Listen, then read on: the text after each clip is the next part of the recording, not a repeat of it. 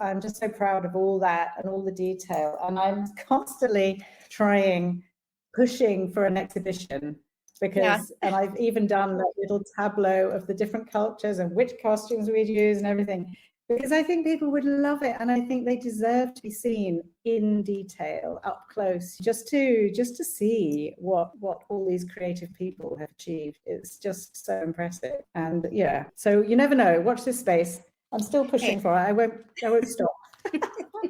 So before I let you go, I wanted to ask you if there was, and this is hypothetical, by the way, if there was maybe a character from the books that we haven't seen, or just, anybody, I guess really anybody, where if you just had unlimited budget, you could do whatever you want. Is there a character that you have something like that in mind for? In the Wheel of Time books? Yeah. Or just a character that we've seen before. Not a character that we've seen before. Okay. So how about this?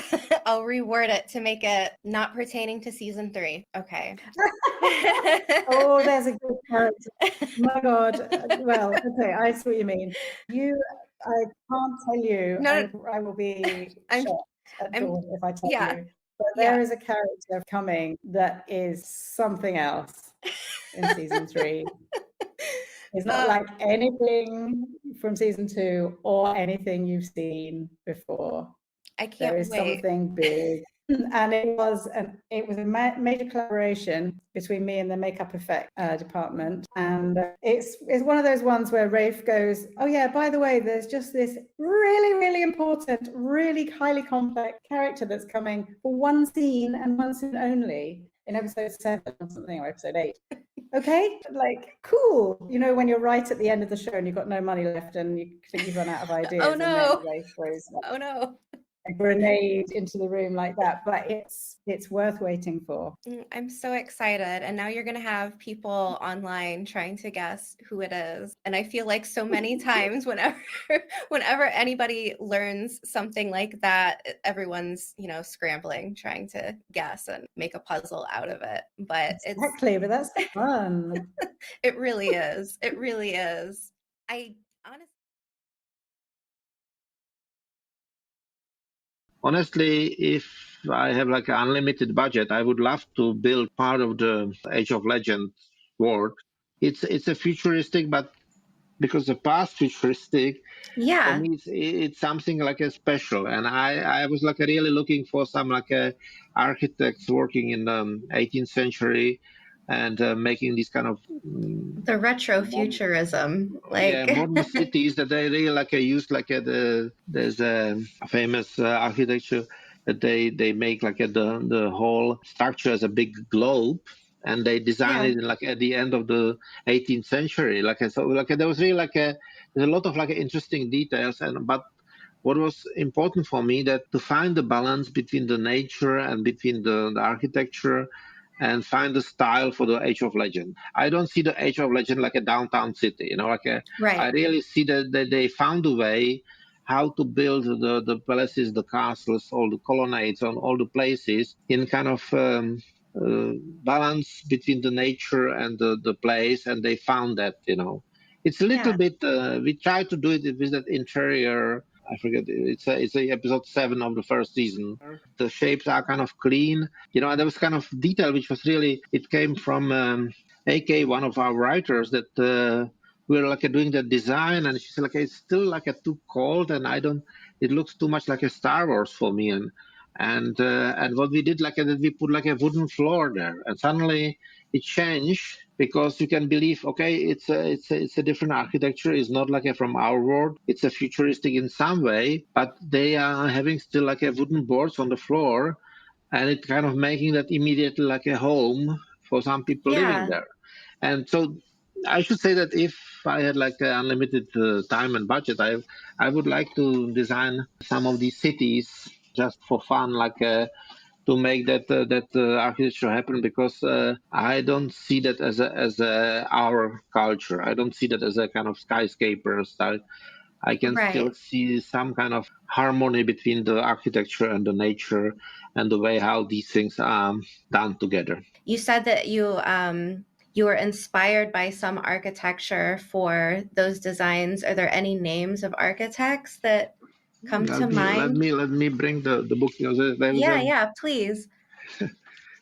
So there's that guy, that Okay. French architect, Claude Nicolas Ledoux, who Okay. lived in the 18th century, and he was like a.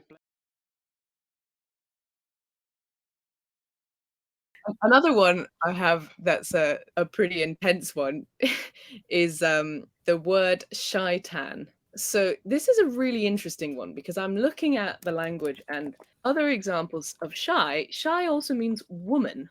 Shaitan, dark one. Shaidar, dark. Shael, the woman who is dedicated. That's Tigraine's Ayil name. Yes. But then shine also means peace. So that's your sort of list of old tongue words that have shy in them. And I sort of see that and I think we need more story here. We need something that creates this. And of course, what I'm doing is I'm not going through and saying these words don't mean this. What I'm doing is I'm saying, where did these words come from to end up very similar? And of course, a lot of the time, words can end up really similar for some completely unrelated reason. And that happens all the time, and that's fine. Yeah. But other times, there's a reason to it, and I think there's something to be found in that kind of thing. So I look at shy coming more from the word dedication. So you have a sense of that with like Tigraine's name, you know, the dedicated woman. So I'm thinking, okay, dedication, what's the old idea of that? So tan is actually the old tongue word for sovereign. And Okay. tana means to get. So this is sort of the words that I'm collecting together and creating a story for, basically. So now I'm looking at Shaitan and I'm thinking, okay, so we've got this idea of dedication and this idea of like regency, which makes sense. If we look at the name Shaitan, actually what it is it's the king of the dedicated. And I continued with this because I was looking at the word Shaidar when I was looking at Shai. And you've got Valdar, which is guard. Yeah, Dar means forward. It also means sister. And Darai, you know, Far Darai's Mai, that's spear. Darshi is to see. Anyway, so I'm looking at all of these, and I'm not necessarily saying they all have to connect to one another, but I'm sort of looking at them for sort of an inspiration and idea.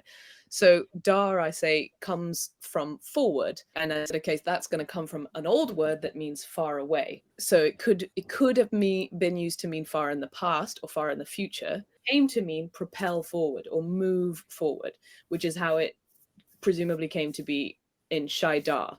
And that's basically dedicated to forwardness.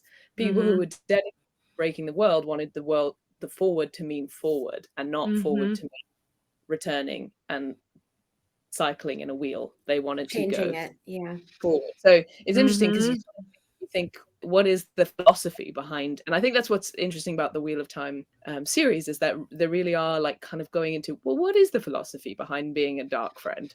Why doing it? What's the point that's convincing them?